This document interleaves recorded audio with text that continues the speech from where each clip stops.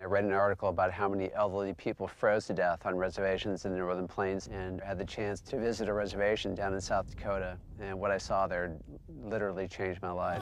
When you come on the reservation, it's almost like coming into a different country. Our people try to hold on to a lot of their cultural values. Because we live in such a rural area, the poverty level is very high. I could see right away what the problem was, and the problem was housing. We have as many as 4, 5, 6 families in one home. Mom and Dad slept on a twin bed, and if they were lucky, they had a crib for the baby, and then the other kids slept on the floor. We built a home on the Crow Reservation about 4 years ago out of straw. It was the first one that we had ever done. Folks have come through there, and they've responded very positively to the construction of the straw bale house.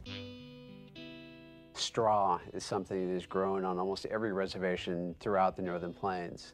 So we found it to be not only a plentiful resource, but also an environmentally sustainable resource. They're about 8 times more energy efficient than a normal stick frame home. Homes out here on the reservation are typically trailers.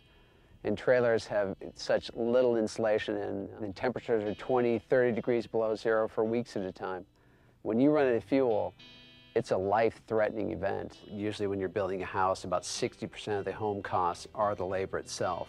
And if you can take that part out and bring the community into it, not only do they feel ownership to it, but it also brings the cost way down on the building. People don't feel intimidated by the construction process. Everything they see us doing, they know immediately they can do.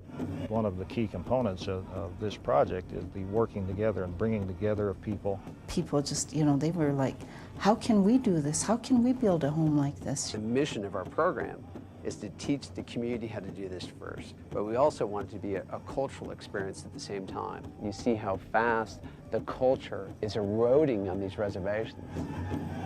I think we stand to gain a much richer nation by involving Native people in the future of this great nation.